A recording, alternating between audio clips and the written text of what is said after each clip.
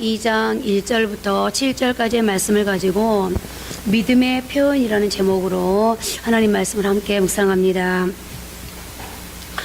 여호수아와 이스라엘 백성들에게 적과 꿀이르는 가나안 땅을 향한 전진의 명령이 떨어졌습니다. 그리고 여호수아를 대표로 한 이스라엘 백성들은 너희 발바닥으로 밟는 것은 모두 내가 너희에게 주었노니라는 하나님의 약속을 믿고 이제 가나안을 향해 나아갑니다. 그리고 그 땅에 들어가는 이 첫 번째 과정에서 두 인물이 우리에게 소개되고 있습니다. 한 사람은 여호수아이며 또 한 사람은 라합입니다. 이 두 사람은 여러 가지 면에서 아주 대조적인 인물입니다. 여호수아는 남자이고 라합은 여자입니다. 여호수아는 선택된 하나님의 백성인 이스라엘인 중에 한 사람인 반면 라합은 이스라엘 백성이 아닌 이방인이었습니다. 여호수아는 대단히 지체 높은 하나님의 사람인데 반해 라합은 지체 낮은 소외된 계층의 사람이었고, 여호수아가 한 나라의 백성을 이끄는 도덕적 지도자였음에 반해서 라합은 대단히 부도덕한 삶의 그늘에서 인생을 살아왔던 여인이었습니다. 그러나 두 사람은 모두 가나안에 입성하는 이 시점에서 영광스럽게 쓰임을 받게 됩니다. 그들은 하나님의 말씀을 믿었고 하나님의 말씀을 따라서 그들의 삶의 길을 걸어갈 수 있었는데요.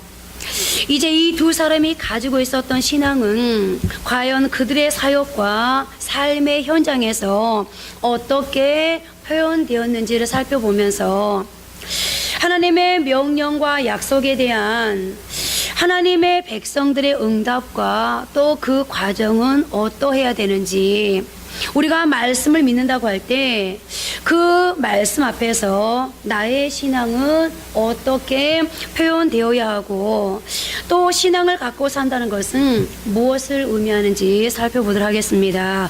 우선 먼저 하나님께서 주신 약속의 말씀을 믿고 백성을 이끌고 가나안 땅으로 들어가는 여호수아에게 있어서 믿음은 무엇을 의미하는지, 그리고 그의 믿음은 어떻게 나타났는지를 살펴보겠는데요. 첫째로 여호수아의 믿음은 순종으로 나타났다는 겁니다.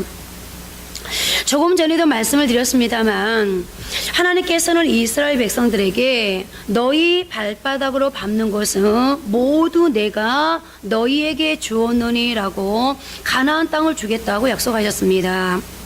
그리고 여호수아는 이러한 하나님의 약속의 말씀을 믿고 이제 가나안을 향해 나아갑니다. 그러나 그럼에도 여호수아가 하나님의 말씀에 순종하는 일이란 그렇게 쉬운 일은 아니었습니다. 그는 지금까지 이스라엘 백성들을 지휘해 본 경험이 없었습니다. 다시 말해서 그는 아주 미숙한 지도자였습니다.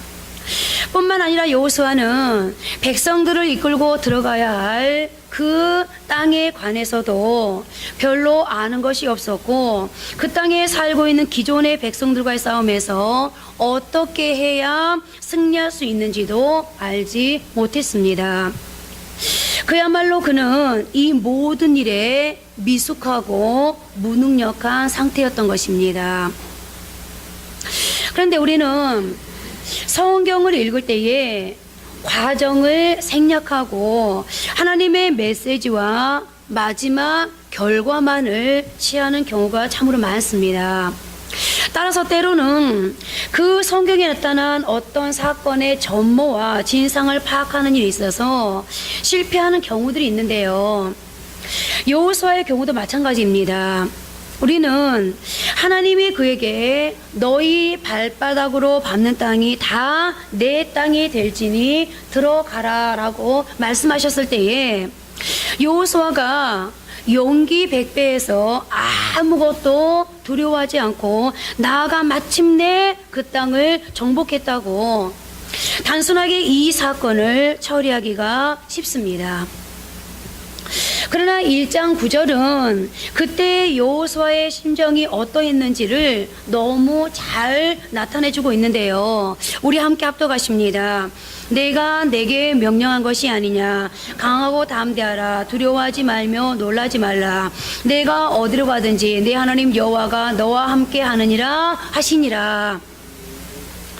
하나님께서 여호수아에게 담대하라, 강하고 담대하라. 지금 여호수아는 이스라엘 백성들의 지도자가 이제 막 되었습니다. 그런데 지도자가 되자마자 지금 여호수아가 해야 될 일은 이제 요단강을 건너가야 되고, 그리고 그 거대한 성 여리고성을 점령할 수 있어야 하고, 더 나아가서 수많은 전쟁들이 지금 여호수아를 기다리고 있습니다. 얼마나 여호수아의 마음이 부담이 되었겠습니까?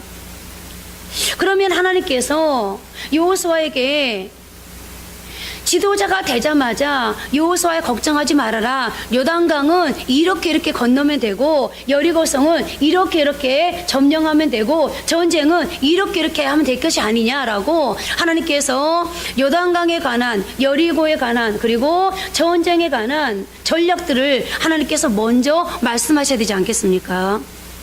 그런데 하나님께서 우선 먼저 이제 막 지도자가 된 수많은 과제를 앞에 남겨놓고 있는, 부담감을 느낄 수밖에 없는, 그야말로 그 무게 앞에서 짓눌릴 수밖에 없는 여호수아를 향해서 가장 첫 번째 했던 말이 무슨 말입니까? 강하고 담대하라. 그렇다면 이 말씀을 통해서 우리가 알 수 있는 것은 뭐죠? 우리는 이 시점에서 여호수아의 불안과 그 초조함을 짐작할 수 있는데요. 여호수아는 오늘 하나님 앞에 지도자가 되어주면서 지금 어떤 마음을 가지고 있다는 겁니까? 그는 담대하지 못하고 그도 두려워하고 있었다는 것입니다. 그는 약해질 수밖에 없었고 위축될 수밖에 없었습니다. 두려움에 사로잡혔고 놀라움을 금치 못했습니다. 그도 그럴 것이, 여호수아는 그 땅에 대해서 아는 바가 없고 제대로 훈련받지도 못한 백성들 이끌고 들어가서 이제부터 뭘 해야 됩니까? 그냥 광야에서 그랬던 것처럼 하나님께서 가라면 가고 멈추라면 멈추고 그냥 광야길을 걷기만 하면 되는 것이 아닙니다.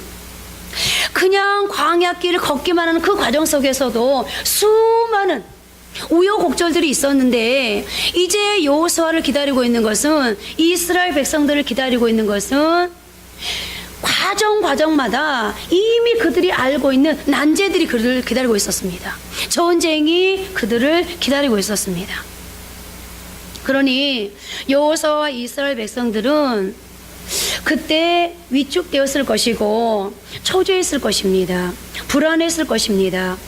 어쩔 줄을 몰라서 당황할 수밖에 없었을 것입니다. 하나님이 함께 하시겠다고 약속을 하셨지만 우리가 하나님이 명령하신 이 과제를 과연 해낼 수 있을까? 그런 생각을 하면서 이스라엘 백성들은 많이 주저했을 것입니다. 여러분, 이스라엘 백성들이 40년의 광야를 거쳐왔다고 이스라엘 백성들이 그 불평하고 원망하고 그리고 믿음 없었던 그들이 지금쯤 완전히 바뀌어 있었을까요? 오죽하면 하나님께서 이스라엘 백성들의 그 불평하고 원망하고 그리고 투덜투덜거리는 그 백성들을 너무너무 잘하셨기 때문에 하나님께서 요단강 앞에서 침묵하라고 말씀하시고 하나님께서 여리고성을 돌라고 명령할 때 침묵하라고 말씀하셨겠습니까? 그러니 이스라엘 백성들이 이 많은 난제 앞에서 얼마나 많은 요란스러운 모습을 여호수아의 눈에 보였겠습니까? 그러니 이 주저하고 있는 이스라엘 백성들을 이끌고 이제 나아가서 전쟁을 해야 됩니다. 그러니 여호수아의 마음이 어떠했겠습니까? 그런데 이런 초조와 불안의 상황, 하나님도 알고 계시는, 하나님도 이미 이 상황을 알았기 때문에 두려워하지 말아라, 놀라지 말아라, 강하고 담대하기만 해라 라고 말씀할 수밖에 없었던, 첫 번째 처방을 이렇게 내릴 수밖에 없었던 이 상황에서 하나님이 함께 하신다고 약속하시니 그 말씀을 믿고 내민 첫 번째 발걸음이 바로 순종이었다는 것입니다. 사실 하나님의 말씀이 내 생각과 양심에 들려올 때 즉각적으로 순종하는 경우는 그렇게 많지 않습니다. 여호수아가 불안해한 것처럼 우리도 우리의 삶의 과정에서 하나님의 말씀 앞에서 하나님의 분부 앞에 초조해야 합니다. 불안해합니다. 그리고 하나님은 우리의 그런 모습을 아시기 때문에 우리에게 다음과 같이 말씀하시는 것입니다. 마음을 강하게 하고 담대하라. 두려워하지 말며 놀라지 말라. 내가 어디로 가든지 내 하나님 여호와가 너와 함께 하느니라. 그렇습니다. 순종이 쉬운 것은 결코 아닙니다. 그러나 그럼에도 불구하고 하나님의 말씀이기에 오늘 여호수아는 순종하는 것으로부터 가나안 정복의 첫걸음을 뗐습니다. 그렇다면 여러분, 조용히 기도하는 시간에 나에게도 들려오는 하나님의 음성 앞에 하나님의 말씀을 펼칠 때마다 성경 말씀을 통해서 하나님이 가져다 주시는 감동에, 또 내 양심의 깊은 샘에서 나를 향해서 말씀하시는 하나님의 음성 앞에 오늘 여호수아가 그랬던 것처럼 오늘 여러분의 삶의 가나안 정복을 위해서 순종의 첫발을 옮겨 놓으실 수 있으시겠습니까? 하나님의 말씀, 오늘 하나님께서는 여호수아에게만, 이스라엘 백성들에게만 강하고 담대라, 두려워하지 말고 놀라지 말라. 왜? 내가 너와 함께 할 것이기 때문에. 인생의 미지의 세계를 향해서 첫걸음을 내딛는 야곱에게 두려워하지 말아라, 놀라지 말아라. 내가 너와 함께 할 것이고 내가 너를 통해서 계획한 모든 것을 이루기까지 너를 떠나지 않겠다 라고 말씀하셨던 그 하나님의 그 약속이 오늘 여호수아에게만, 야곱에게만 있겠습니까? 오늘 저와 여러분에게도 동일하게 하나님은 각자에게 그 사람에게 맞는 말씀으로 우리에게 맞춤 서비스 말씀을 주십니다. 그렇다면 그 말씀을 여러분들이 믿고 그 하나님의 약속을 신뢰하고 여러분들이 도전의 걸음을 내디딜 수 있겠습니까? 여러분, 여러분들의 걸음은 하나님 저에게 확신을 보여주십시오. 하나님 저에게 증거를 보여주십시오. 하나님께서 요단강을 먼저 갈라주시면, 하나님께서 여리고를 무너뜨려 주시면, 하나님께서 어떤 전쟁이 됐든 간에 그 전쟁에서 승리케 하신 것을 보면 그때 제가 순종의 걸음을 내딛겠습니다. 하나님은 말씀하십니다. 아니, 순종부터 해라. 내 발을 내디디라고 하면 내딛고, 멈추라면 멈추고, 가라면 가고, 너의 순종을 내게 보여줄 때 내가 너에게 수많은 증거들을 보일 것이다 라고 하나님은 우리에게 우선 먼저 순종을 요구하십니다. 오늘 여러분들에게 하나님이 어떤 약속이 주어져 있는지, 여러분들의 양심을 향해서 하나님께서 어떤 지금 메시지와 감동을 주시는지 저는 알 수 없지만 하나님 앞에 순종의 걸음부터 시작할 수 있기를 바랍니다. 두 번째로, 여호수아의 믿음은 최선을 다하는 행동으로 나타났습니다. 오늘 여호수아는 하나님께로부터 너희 발바닥으로 밟는 것은 모두 내가 너희에게 주었노니라는 약속을 받았는데요. 오늘 이 약속을 저와 여러분이 받았다고 한번 가정해 보십시오. 우리는 아무 준비 없이 무작정 그 땅에 들어갔을 가능성이 높습니다. 왜요? 우리의 성향들은 어떤 성향들이죠? 빨리빨리 성향이거든요. 그래서 모든 일이 굉장히 조급합니다. 그리고 우리는 어떤 본능, 어떤 성향을 가지고 있습니까? 결과를 빨리 봐야만 되는 그런 성향들을 가지고 있습니다. 그런데 오늘 여호수아는 그렇게 하지 않습니다. 오늘 1장 10절 11절 말씀 함께 보십시오.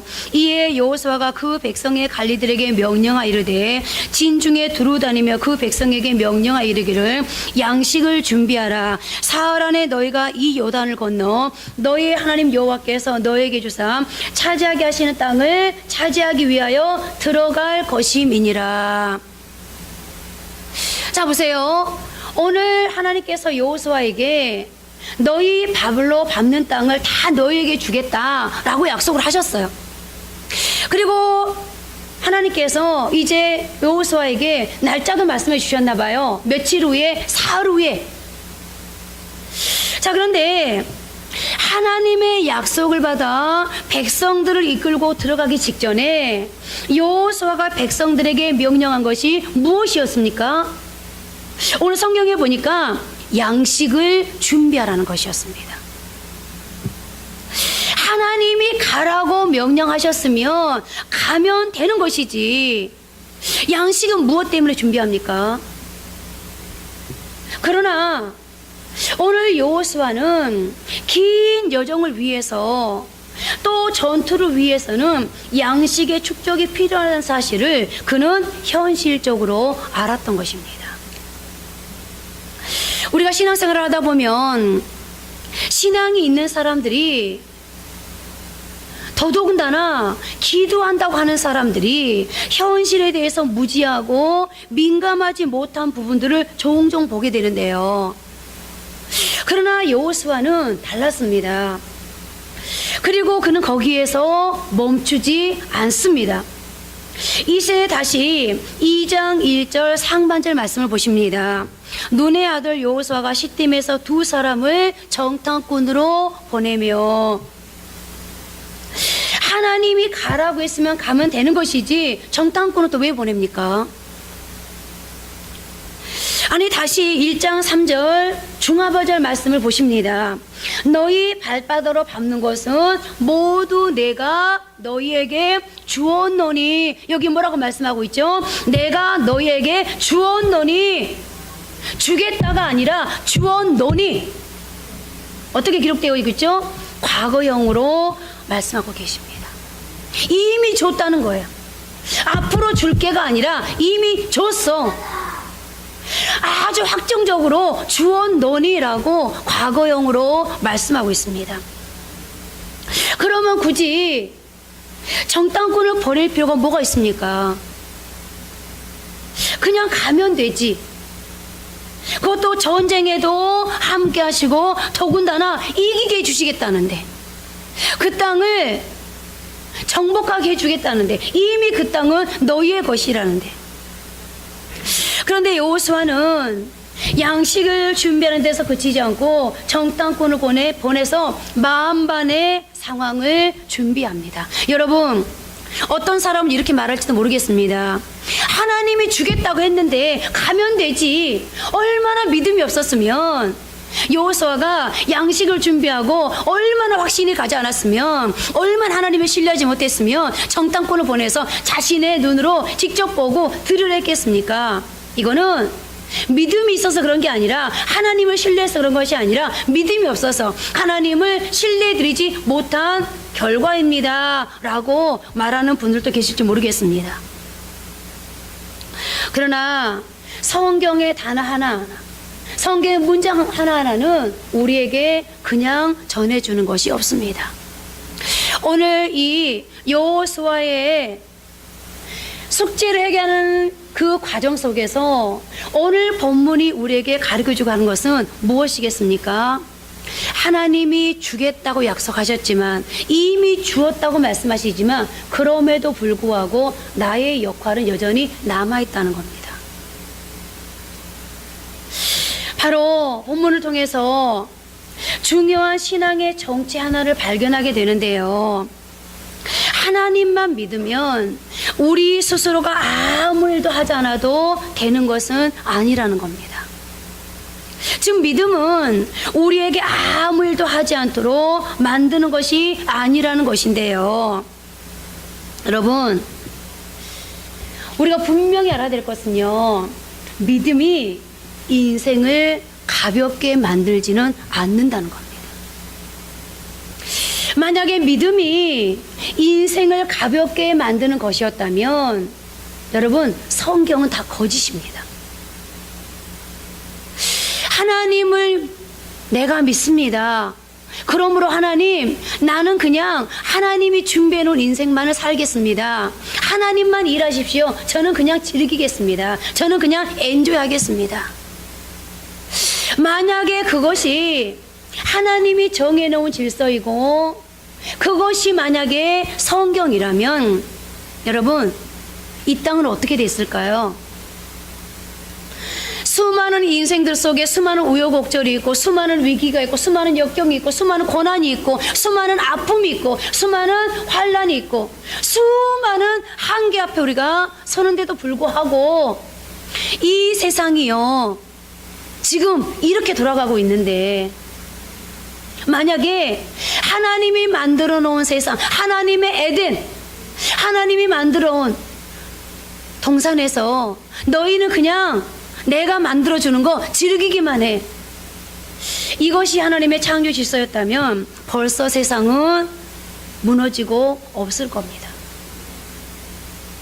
오늘 하나님은 하나님을 믿기 때문에, 오히려 그 하나님이 내 삶 속에서 일할 것을 내가 알기 때문에, 그 하나님이 내 삶을 통해서 하나님의 기적을 창조해 가시고, 그러므로 하나님께서 영광 받으시고, 그 기적을 일궈 가는 과정 속에서 하나님과 내가 동역할 것이기 때문에, 하나님만 일하는 것도 아니고 나만 일하는 것도 아니고 하나님과 내가 바울이 말한 것처럼 동역자가 되어서 인생을 완성시켜 갈 것이기 때문에 우리는 여전히 뭐 해야 됩니까? 나의 몫을 감당할 수 있어야 합니다. 오늘 여호수아를 통해서 하나님은 우리에게 그 사실을 알려주고 있는 것입니다. 사실 여호수아는 모세가 이 땅의 정탐꾼을 보낼 때 자신이 정탐꾼으로 파견된 적이 있었습니다. 그래서 이 땅을 본 적이 있었습니다. 그런데도 그는 또 한 번 그 땅에 정탐꾼을 보냅니다. 과거에 한 번 갔다 왔지만 그동안에 이 땅이 어떻게 달라졌는가를 알기 위해서였습니다. 그리고 우리는 여기서 여호수아의 현실에 대한 치밀한 분석을 보게 됩니다. 그렇습니다. 신앙은 하나님을 바라보고 하나님의 말씀을 그대로 믿는 것이라 해도 그저 아무렇게나 맹목적으로 살아가는 것은 아닙니다. 오늘 여호수아가 그랬던 것처럼, 성경의 수많은 믿음의 선배들이 그랬던 것처럼, 하나님이 나와 함께 하시기 때문에, 좀 전에 말씀드렸던 것처럼 하나님이 나와 동역하셔서 인생의 완성을 만들어 갈 것이기 때문에 인생이라고 하는 작품을 그야말로 명품으로, 명작으로 만들어 갈 것이기 때문에 내가 분석해야 될 걸 천적하게 분석하고 조사하고 그리고 준비하는 것, 이것이 신앙입니다. 자, 이렇게 여호수아의 치밀한 계획으로 두 사람의 정탐꾼이 가나안 땅에 파송되었습니다. 그런데 들어간 그들에게 위기가 찾아옵니다. 정보가 새어나간 것입니다. 오늘 본문 2절을 보십시오. 어떤 사람이 여리고 왕에게 말하 이르되, 보소서 이 밤에 이스라엘 자손 중에 몇 사람이 이 땅을 정탐하러 이리로 들어왔나이다. 하나님의 뜻 가운데 그들은 이 땅에 온 것입니다. 그럼에도 불구하고 그 과정이 그렇게 쉽지는 않았습니다. 정보가 누설되어서 그들의 목숨이 경각에 달렸습니다. 하나님의 백성들이 하나님의 뜻을 따라서 삶의 길을 진행하는데도 종종 이런 위기가 찾아올 수 있다는 것을 볼 수 있는 부분인데요.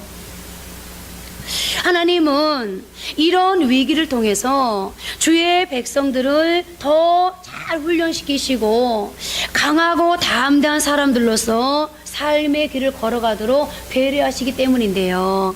여러분들, 이렇게 말씀드리면 그것이 무슨 배려입니까? 그런데 여러분, 과정만 놓고 절대로요 생각하지 마세요. 하나님이 진짜 날 배려한다면, 누구보다 저를 잘한다면서 사랑한다면서 좀 쉽게 가게 해주시지. 어려움 일랑 좀 없게 해주시지. 아픔 일랑 좀 하나님께서 치워주시지.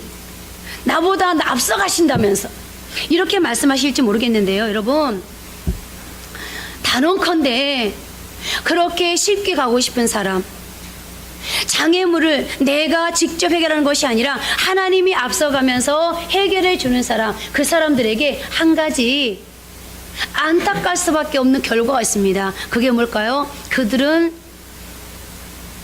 절대로 하나님을 알 수 없다는 겁니다.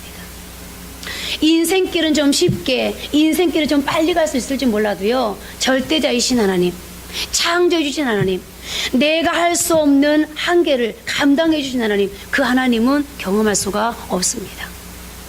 사드락과 메삭과 아벳느고가 사자굴 속에 던져졌기 때문에, 아니 풀물불 속에 던져졌기 때문에 다니엘과 이 세 친구는 그야말로 하나님이 세상을 주관하고 있다는 것을, 하나님이 역사의 주관자라는 것을 그들은 비로소 알 수 있었습니다.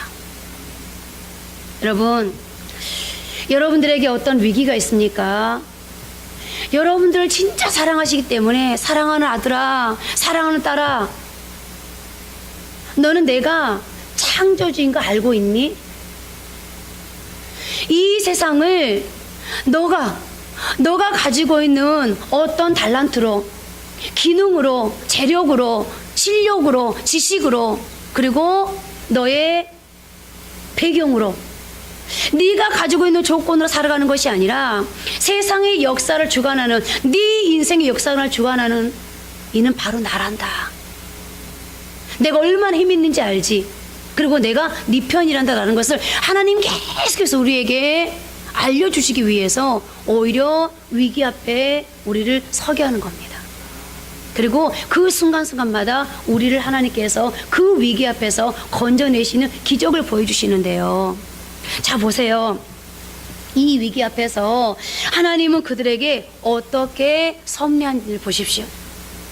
그의 신앙을 순종으로 표현했던 여호수아, 그의 신앙을 최선을 다하여 준비하는 모습으로 표현했던 여호수아에게, 그리고 그의 백성들에게 이제는 여호수아가 하나님 앞에 순종했던 것처럼 여호수아에게 순종한 이 정탐꾼에게 하나님은 그들의 삶에 대한 배려를 어떻게 하고 있습니까? 다시 말해서 진정한 신앙이 표현됐음에도 불구하고 위기가 닥쳤을 때 하나님은 어떻게 그들을 다시 배려해 주시고 어떻게 보상해 주시는가를 보십시오. 이 위기에 봉착한 두 정탐꾼을 위해서 하나님이 사람을 준비하셨습니다. 그가 바로 라합이고, 하나님은 바로 그로 하여금 위기를 극복하게 하셨습니다. 문제가 있는 게 문제가 아닙니다. 내 인생에 위기가 찾아온 게 문제가 아닙니다. 내가 이 인생의 난제 앞에 선 것, 내 인생에 도저히 내 힘으로 감당할 수 없는 숙제가 내게 지워진 것, 그것이 문제가 아닙니다. 내가 순종의 자리에 있는가 하는 것입니다. 내가 주 앞에 순종하기만 하면 하나님은 하나님 자신의 방법으로 어떻게 해서든 내 필요를 만족시키고, 그리고 내 삶의 길에 나와 함께하고 있다는, 네 인생길은 네 혼자 살아가는 것이 아니라 나와 함께하고 있다는 표적을 보여주십니다. 그리고 내 삶을 책임져 주십니다. 오늘 여러분, 이런 확신이 생기지 않습니까? 만약에 확신이 생기지 않는다면, 정말 그렇게 될까라는 마음이 드신다면 한번 순종부터 해보세요. 아니, 뭘 순종해야 되는데요? 나 순종할 거 아무것도 없어요. 하나님이 저한테 요구한 것도 없고요, 저 직접 들은 명령도 없고요, 내 마음에 감동도 없었거든요. 그렇게 밋밋한 신앙의 밋밋함이 지금 드신다면 그 사람은 어떤 사람이냐면 성경을 안 읽는 사람이에요. 성경을 안 읽으니까, 하나님 말씀을 안 들으니까 도대체 하나님께서 내게 뭘 하라고 그러는지, 마음에 어떤 감동을 주시는지, 내 양심에 무엇을 지금 요구하시는지 아무런 생각이 없는 거예요. 여러분, 한번 성경을 봐보십시오. 그리고 기도해 보십시오. 분명 여러분들에게도 하나님께서 어떤 감동을 주실 것이고, 그리고 그 감동이 오자마자 순종하시면 여러분들에게도 하나님이 책임져주는 그 하나님의 사랑과 배려가 있다는 것을 분명히 발견하게 될 것입니다. 자, 이제 여호수아는 이렇게 하나님 앞에 자신의 신앙과 믿음을 순종으로 표현했고 최선을 다하는 행동으로 표현했습니다. 자, 그러면 이제 라합의 믿음은 어떻게 나타났는지를 한번 보게 되는데요. 첫째로 라합의 믿음은 최소한의 지식을 가지고 하나님을 최고로 신뢰하는 행동으로 나타납니다. 자, 신약 성경에서 우리는 라합의 믿음에 관한 몇 가지 증거들을 볼 수 있는데요. 그중 하나로 히브리서 11장을 들 수 있는데, 히브리서 11장을 우리는 믿음의 장 또는 신앙의 장이라고 말합니다. 신앙으로 삶을 살았던 믿음의 선배들의 이야기인데요. 그런데 놀라운 것은 이 신앙의 역사와 함께 인류의 역사를 만들어갔던 하나님의 사람들 가운데 이 기생이었던 라합이 끼어 있다는 거예요. 우리가 말하기 좋게 성경의 기생 그러지, 이 원문을 따져보면요, 그냥 기생 이렇게 되어 있지 않고요, 매춘부라고 되어 있어요. 매춘부, 장녀, 매춘부. 그런데 이 히브리서 11장에 보면 인류의 역사를 움직여갔던 그 위대한 선조들 속에 매춘부였던, 장녀였던 이 기생 라합의 이름이 들어가 있다는 거예요. 히브리서 11장 31절입니다. 믿음으로 기생 라합은 정탐꾼을 평안히 영접하였으므로 순종하지 아니한 자와 함께 멸망하지 아니하였도다. 기생 라합이 정탐꾼을 영접하는 그 결단 행위는 무엇 때문이었다고 성경이 증언하죠? 믿음 때문이었다고 증거하고 있습니다. 그런데 만일 그 정탐꾼, 하나님께서 보내신 하나님의 사람들을 숨겨준 것이 탄로나면 자기 목숨을 부지하기 어려울 뿐만 아니라 가족 전체를 위기에 빠뜨릴 수 있습니다. 이웃들과 주변의 모든 동족들로부터 버림당할 것입니다. 그런 위험에도 불구하고 이 과감한 결단을 하도록 만든 것, 그것이 무엇이었다고요? 하나님을 향한 신뢰와 믿음. 하나님을 향한 신뢰와 믿음이 그의 속에 있었다는 거예요. 그러니까 이 여인은 하나님을 향한 신뢰와 믿음을 가슴속에 품고만 있었던 것이 아니라 그것을 행동을 하게 만든, 믿음이 행동을 가능하게 만들었다는 겁니다. 그리고 또 한 가지, 두 번째 증거가 있는데요. 야고보서 2장입니다. 우리가 잘 아는 대로 야고보서는 신앙에 대한 실천적인 행동을 강조하고 있는 책입니다. 그러니까 너희가 믿음이 있느냐? 믿음 있는 사람은 반드시 그 믿음을 행동으로 나타나게 되어 있다. 믿음은 실천에 있다라고 말하고 있는 것이 바로 야고보서거든요. 그 중에서도 야고보서 2장은 우리에게 행동을 더 많이 강조하고 있는데요. 야고보서 기자는 2장에서 아브라함의 믿음이 어떻게 행동 나타났는지를 증언하고 그 다음 두 번째로서 라합을 소개합니다. 그러니까 구약 성경의 수많은 신앙의 선배들이 믿음을 가슴으로만 간직하고 있는 것이 아니라 그 믿음을 행동으로 이렇게 보였다라고 신앙의 선배들을 예로 들면서 오늘 라합을 아브라함 다음에 두고 있는 거예요. 야고보서 2장 25절입니다. 또 이와 같이 기생 라합이 사자들을 접대하여 다른 길로 나가게 할 때 행함으로 의롭다 하심을 받은 것이 아니냐. 그리고 바로 이어서 26절에 영혼 없는 몸이 죽은 것과 같이 행함이 없는 믿음은 죽은 것이니라 라고 말씀하고 있습니다. 그러니까 라합의 믿음은 죽은 믿음이 아니라 어떤 믿음이었다는 거예요? 산 믿음. 라합의 믿음은 가슴 속에서 멈춰있는 믿음이 아니라 행동하는 믿음이었다는 거예요. 믿음을 모험적인 행동을 나타낸 사람의 예를 라합으로 들고 있는데요.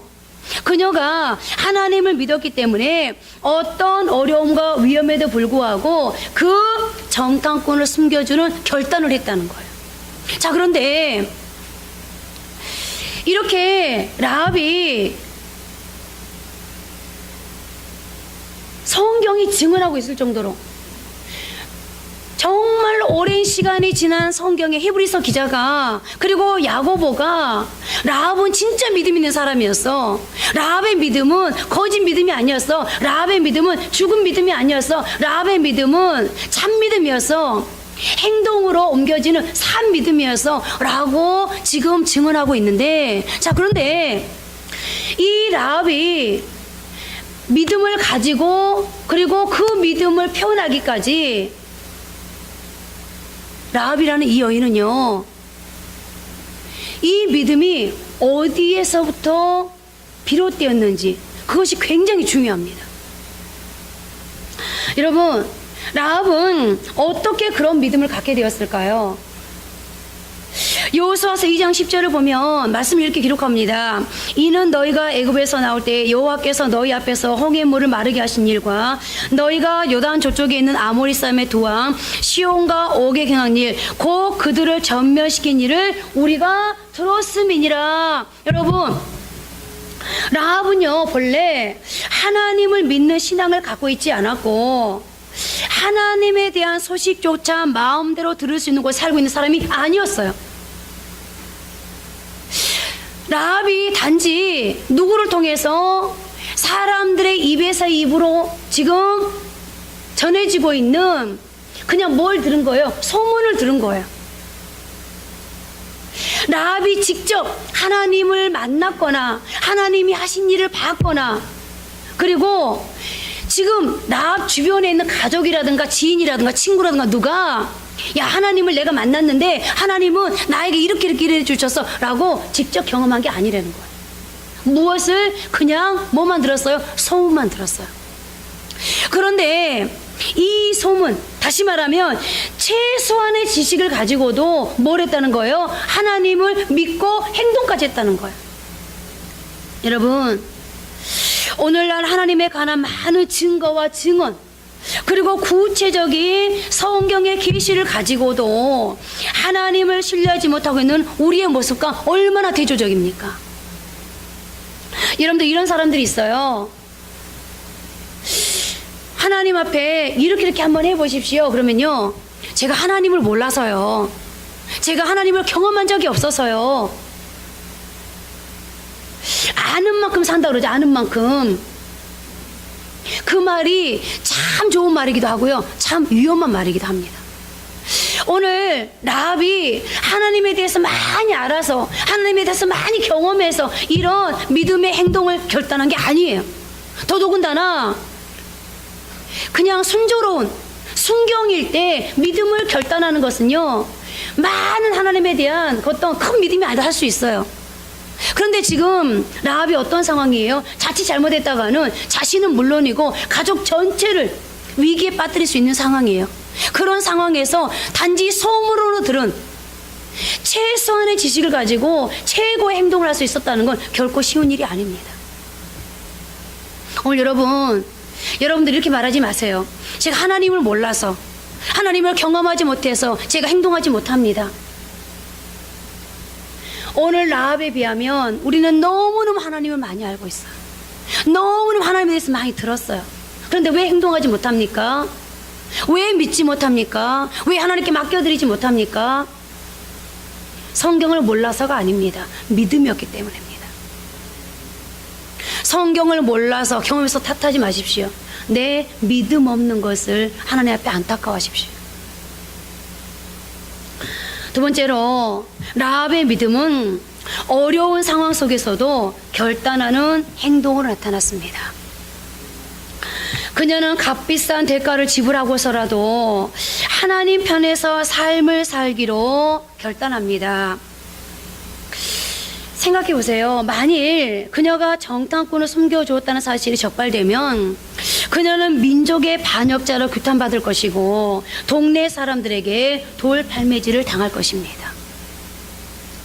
그러나 이런 상황 가운데서도 자기 생명의 창조의 하나님 편에서 신앙의 삶을 살기로 결단하여 가장 값비싼 대가를 지불하기로 각오합니다.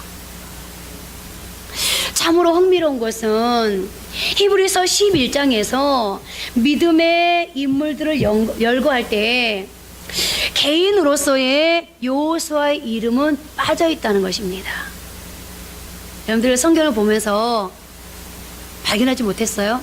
여호수아 이름이 거짓말 아니에요. 여러분 가서 히브리서 11장 한번 읽어보세요. 여호수아 이름이 빠져 있습니다. 믿음으로 아브라함은, 믿음으로 이삭은, 그러나 믿음으로 여호수아는 이라는 말은 없습니다.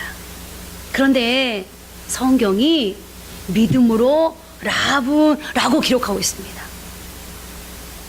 어떤 의미에서 라합이 보여준 신앙의 결단은 여호수아를 능가하는 것이었는지도 모릅니다.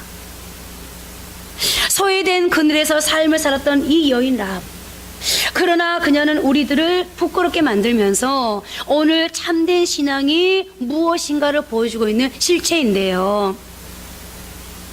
신앙으로 삶을 산다는 것이 얼마나 엄숙하고 진지한 것인가를 보여주는 이 믿음의 여인. 여러분, 믿음은 뭘까요? 믿음은 뭐라고 생각하세요? 오늘 우리 주일학교 아이들한테 제가 믿음에 대해서 설교를 했는데 이렇게 믿음이 뭐니? 이랬더니 믿음은 실천하는 것이에요. 우리 은성이가 그러더라고요. 그랬더니 은우가 믿음은 행동하는 것이에요. 들은 부모는 있어가지고 믿음은 실천하는 것이 행동하는 것이에요. 다 맞는 말이죠. 믿음은 여러 방향으로 정의할 수 있겠습니다. 근데 여러분, 저는 오늘 라합에 대해서 말씀을 드리면서 믿음은요, 여러분들 분명한 대상이 있어야 돼요. 여러분들 아무거나 믿을 수 없잖아요. 믿음의 방향이 굉장히 중요합니다.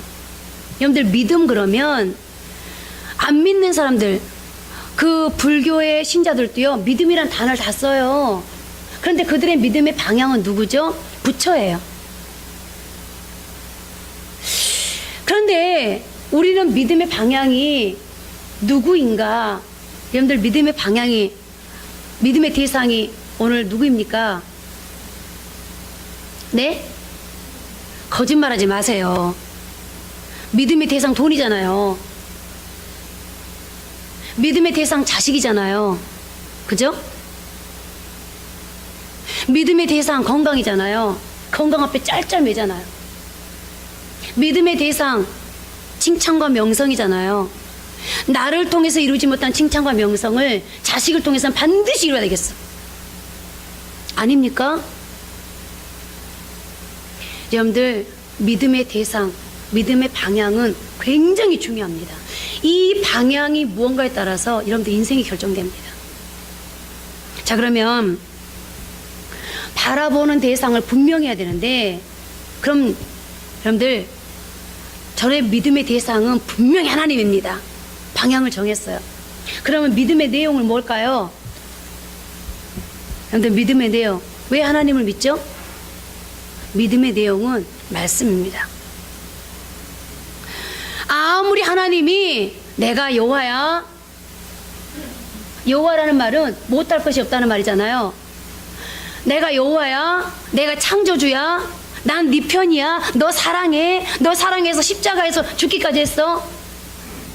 아무리 말씀해도요, 이 성경이 우리에게 딱 지금 증거하고 있는, 제시하고 있는 이 내 눈으로 볼 수 있는 이 메시지가 없다면 여러분들 믿어질까요? 아무리 하나님이 나 창조주라니까, 혜민아 나 창조주라니까, 그러니까 골프 칠 때마다 아름다운 자연을 보면서 그 자연을 누려 겁먹지 말고 공쳐라고 한다 할지라도 말씀이 없으면요, 그 말씀은 다 헛것이에요. 안개처럼 사라져버리는. 그런데 말씀이 있기 때문에 우리가 하나님이 창조주시고 하나님이 나를 사랑하고 계시고 내 편이시고 나를 위해서 일하고 있다는 그런 증거로 볼 수 있는 거거든요. 믿음의 내용이 말씀이라면 여러분들 믿음의 방법은 어떤 걸까요? 어떤 방법으로 여러분들 하나님을 믿으세요? 이 방법이 오해하는 분들이 많아요. 믿음의 방법은 기도야. 믿음의 방법은 충성이야. 믿음의 방법은 헌신이야.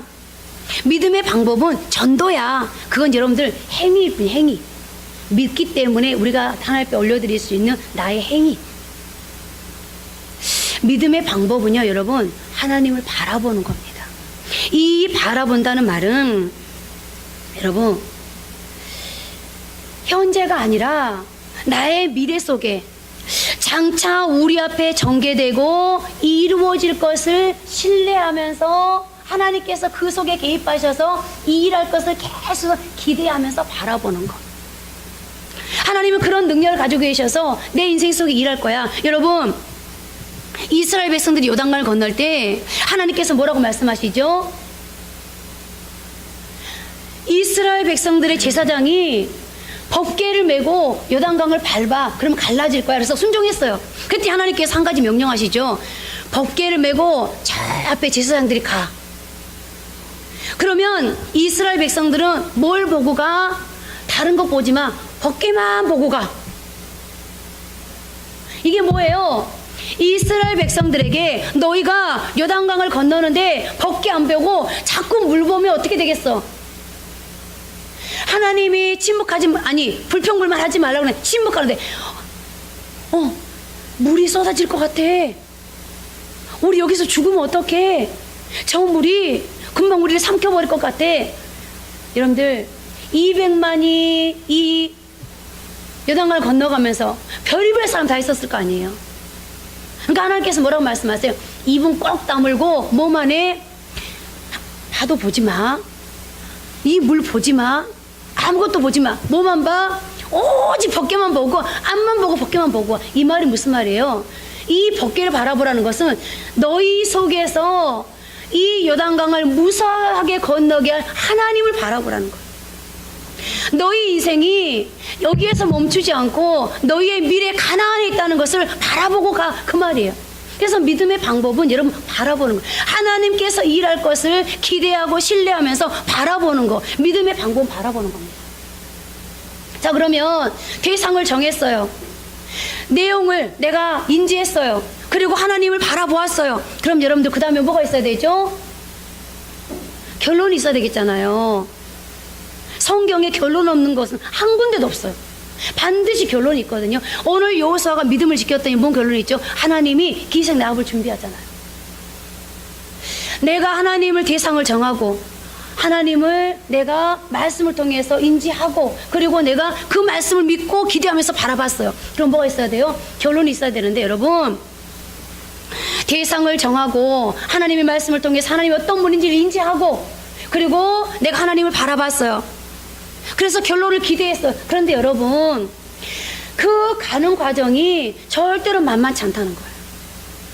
내가 대상을 정했다고, 하나님의 말씀을 내 가슴속에 인지했다고, 내가 하나님을 바라봤다고 만사 오케이. 절대 그렇게 되지 않습니다. 아까 말씀드렸죠. 우리가 믿는다고 우리의 인생을 가볍게 하진 않는다고. 여러분, 믿음의 열매는 인내를 통해서 맺게 되는데요. 믿음의 길을 갈 때 언제나 믿음의 위기를 맞이하게 됩니다. 믿음은 시련을 당하고 연단을 받게 합니다. 그때 우리의 믿음은 시험대 위에 올라가게 됩니다. 그럴 때 뒤로 물러서면 여러분들 열매를 맺을 수 없습니다. 어떻게 해야 돼요? 인내해야 돼요. 그러면 어떻게 됩니까? 반드시 우리에게 열매가 있습니다. 이제 마지막으로 오늘 라합의 믿음은 신앙 고백으로 나타나거든요. 우리 오늘 본문 8절 9절 말씀 함께 합독합니다. 또 그들이 눕기 전에 라합이 지붕에 올라가서 그들에게 이르러 말하되 여호와께서 이 땅을 너에게 주신 줄을 내가 아노라. 우리가 너희를 심히 두려워하고 이 땅 주민들이 다 너희 앞에서 간담이 녹나니. 이 말은 무슨 말이에요? 하나님을 지금 뭐하고 있죠? 인정하고 있어요. 이렇게 라합이 최소한의 지식을 가지고 최고의 행동을 하고요. 오늘 라합이 위기 앞에서 자신의 믿음을 결단하고 행동을 옮겼어요. 그리고 마지막 뭐까지예요? 하나님이 가장 좋아하는 거. 여러분, 하나님이 가장 좋아하는 건 뭘까요? 어떤 사람이 저한테 그러더라고요. 하나님은 정말 돈을 좋아하시는 것 같아요. 하나님은 정말 피 보기를 좋아하는 것 같아요. 하나님은 눈물을 보기를 좋아하는 것 같아요. 아니요, 오해하셨습니다. 하나님은 돈을 좋아하시지만 돈 때문에 하나님 자신의 이름을 걸지 않습니다. 하나님은 피를 보는 것을 좋아하지만 즐겨하시진 않습니다. 하나님은 눈물을 허용하시지만 그 눈물을 오히려 아파하십니다. 그러니까 하나님이 좋아하는 게 뭘까요? 여러분, 하나님이 좋아하는 거 돈 드는 거 아니에요. 하나님이 좋아하는 거 뭔지 아세요? 제가 비밀을 가르쳐 드릴 테니까 오늘부터 날마다 하세요. 하나님은 뭘 좋아하냐면요, 하나님을 인정해 드리는 걸 좋아해요. 결국 성경 전체가요, 여러분들 조목조목하게 내용을 기록해서 그렇지 딱 한 가지 메시지예요. 나를 인정하라는 거예요. 어떤 거를? 하나님은 저의 창조주세요. 하나님은 저의 주인이세요. 하나님은 저의 전부예요. 하나님은 능력이 많으셔서 모든 걸 다 할 수 있는 분이에요. 그래서 제가 하나님께 왔잖아요. 그래서 제가 하나님 앞에 제 많은 인생의 문제를 이렇게 기도하면서 부탁하잖아요. 하나님 하실 수 있잖아요. 얼른 하세요. 여러분, 하나님은 이걸 제일 좋아하세요. 오늘 누가? 라합이 그 고백을 하고 있는 거예요. 간담이 농나니. 얼마나 하나님이 크신 하나님으로 지금 인정하며 간담이 농나니. 자, 그랬더니 제가 뭐라고 말씀드렸죠? 신앙에는 반드시 결과가 있어요. 오늘 라합이 이렇게 자신의 믿음을 표현했더니 어떤 결과가 있습니까? 우리가 잘 아는 대로 여리고 성이 몰락하는 아수라장 속에서 그녀와 그녀의 가족 전체가 구원함으로습니다. 여러분, 저는요 아직 결혼을 안 해서 남편이 없고 자식이 없어서 그런지 또 다른 가족이 생기면 그 가족에게 저의 전체를 올인하게 될지도 모르겠습니다만, 현재로서는 저에게 꿈이 있다면 두 가지입니다. 하나는 하나님의 자존심이 되어지길 바라고요. 또 한 가지는 가족의 자랑이 되었으면 좋겠어요. 우리 가족이 저 때문에 행복하고, 우리 가족들이 저 때문에 많이 웃을 수 있고, 우리 가족들이 저 때문에 세상 가운데서 당당할 수 있다면 바랄 게 없을 것 같아요. 어쩌면 존재 이유가 그건지도 몰라요. 그래서 하나님 앞에 꺼벅하고 가족들 앞에 꺼벅하는 이유가 바로 그겁니다. 내가 해줄 수 있는 건 없지만 내가 가진 전부를 다해서 우리 가족들이 행복하게 해줘야지. 그런데 오늘 여러분, 라합은 뭐 하는 사람이었어요? 기생이었어요. 어쩌면 장녀, 매춘부, 가족들한테도요, 여러분들 인정받지 못하고 무시당했는지도 몰라요.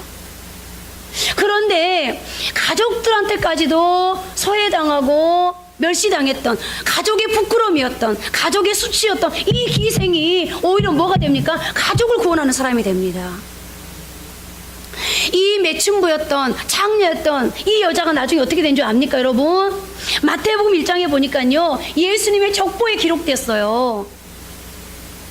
좀 전에 말씀드렸죠? 히브리서 11장에 여호수아의 이름은 없는데 라합의 이름이 있다고요.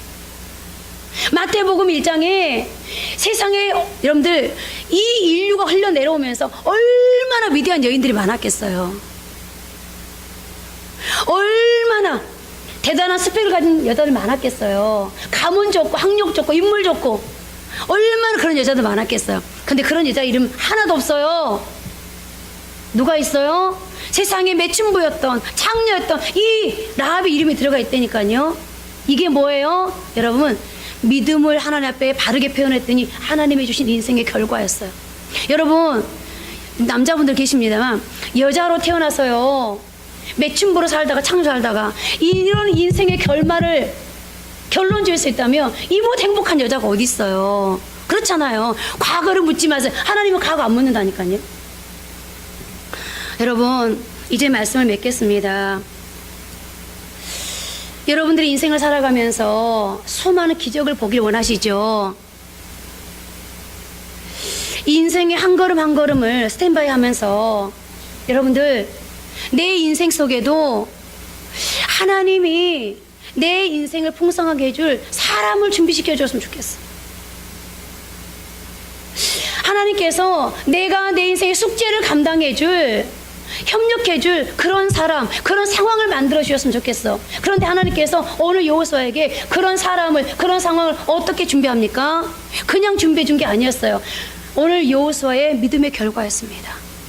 오늘 기생 라합이 가족을 구원하고 역사에 이름을 남기는, 흔적을 남기는 그런 여인이 어떻게 될 수 있었습니까? 믿음의 결과였습니다.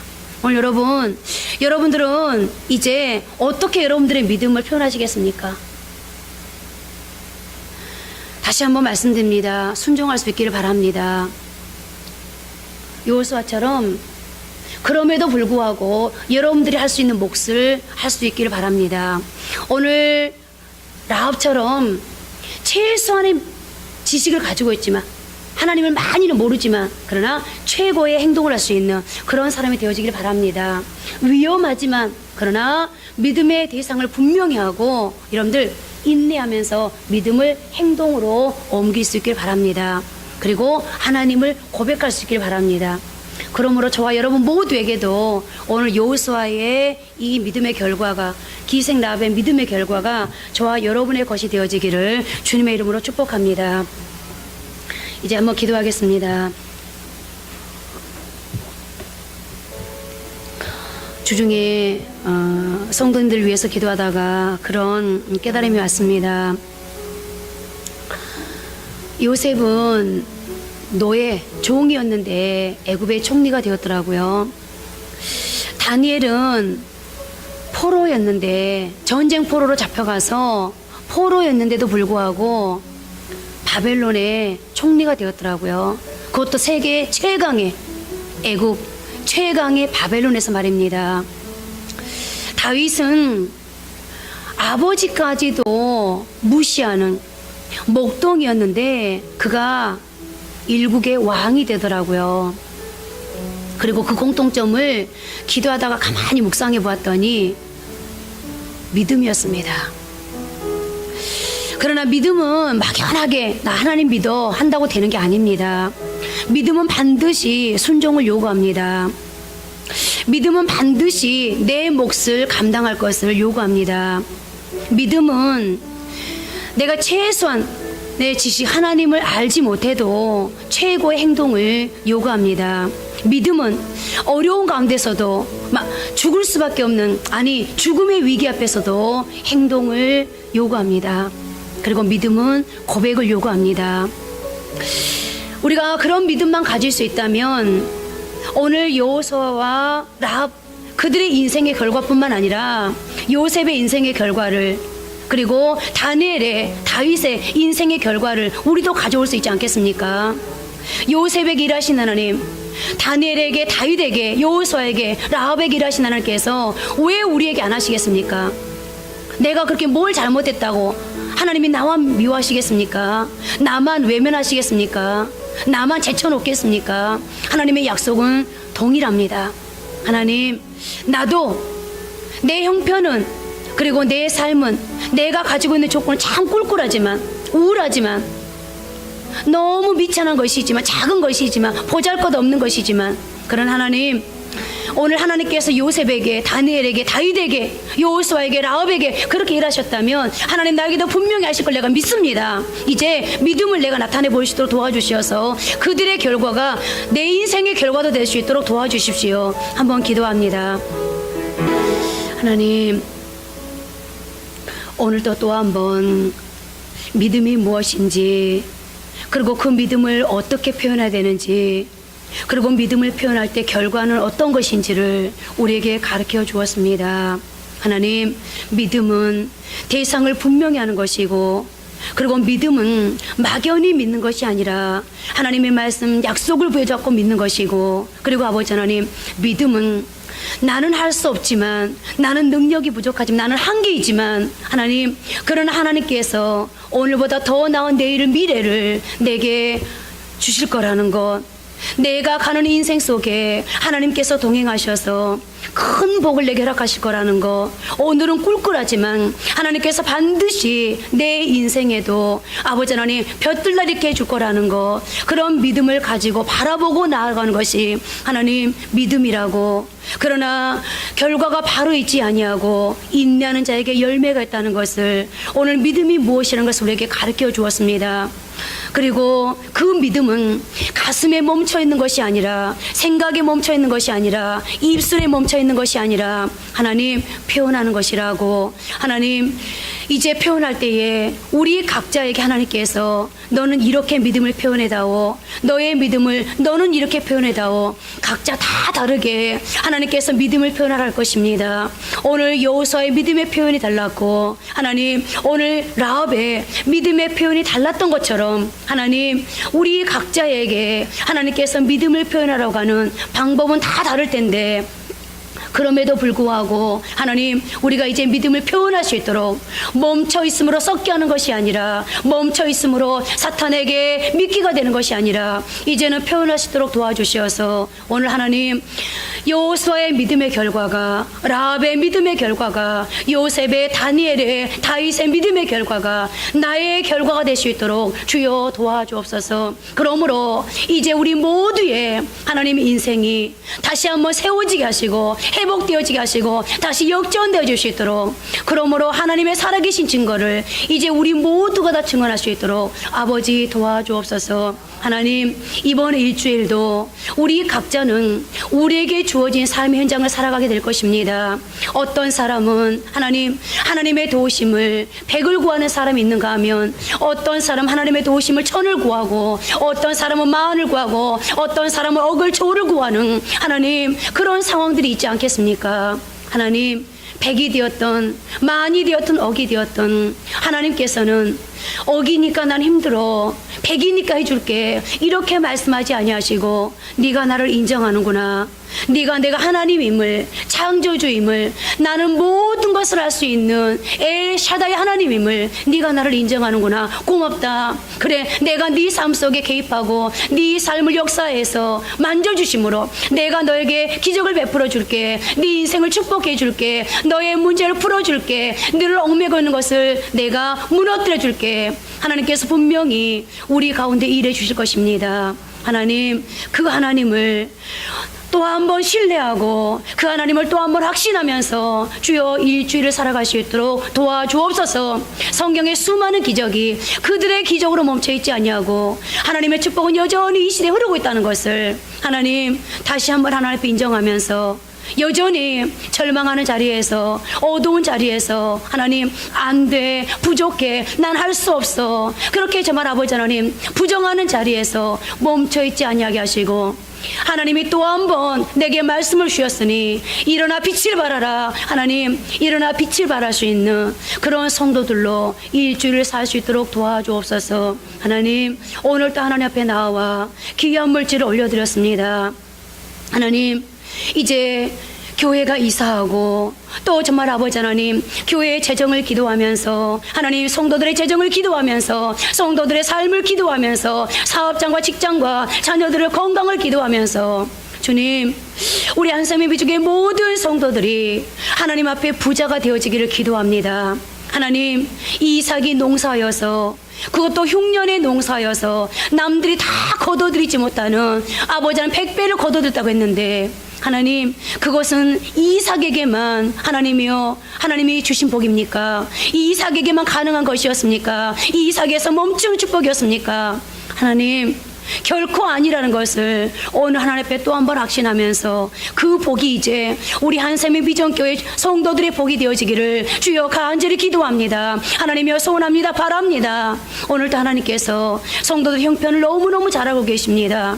저들의 가정의 형편, 사업장의 형편, 주여 자녀들의 형편, 하나님 이제 우리 주님께서 우리 성도들에게 축복하여 주시되 하늘에 복을 이루시고 쏟아부어 주시어서 이제 반드시가 마침내 되어지게 하시고, 그러므로 드디어 우리 성도들이 복을 받으니 하나님 교회가 복되게 하시고, 가정이 복되게 하시고, 사업장이 날마다 창대케 되어지게 하시고, 주여 우리 자녀들이 이 세상을 당당하게 누빌 수 있는 그런 자녀들 될 수 있도록 축복해 주옵소서. 오늘 이 현금 하나님 이 부족한 두 손을 들어 하나님께 올려드립니다. 마치 예수님이 보리떡 5개 물고기 2마리를 드시고 축사했던 것처럼 주여 주 앞에 축사하며 올려드립니다. 주여 이 물질 위에 하나님이 축복하셔서 드린 손길마다 오병이어가 있게 하옵소서. 하나님 오늘 또 하나님 앞에 아버지 하나님 여러 가지 기도 제목을 가지고 나왔습니다. 하나님 아시지요? 하루하루를 살아가면서 왜 그리 하루가 긴지 길게 느낄 수밖에 없는 그 형편 주여 아시지요? 하나님께서 그 형편 따라 일하여 주옵시고 또 이번 주에도 저들 삶의 현장에 여러 가지 이제 아버지 하나님 해결해야 될 문제들이 있습니다. 처리해야 될 문제들이 있습니다. 이제 하나님께서 그 상황마다 아버지 하나님의 그들에게 맞게 하나님께서 일하여 주옵시고 그러므로 이 한 주간에도 우리 한샘교회 모든 성도들이 자랑할 것이 많아지고 하나님 앞에 감사할 것이 많아지고 간증할 것이 많아지고 다른 사람들에게 하나님을 증언할 것이 많아질 수 있는 그런 한 주간을 살게 하옵소서. 오늘도 하나님 앞에 모든 영광을 어제 올려드렸고 예수님 이름으로 기도드립니다. 아멘.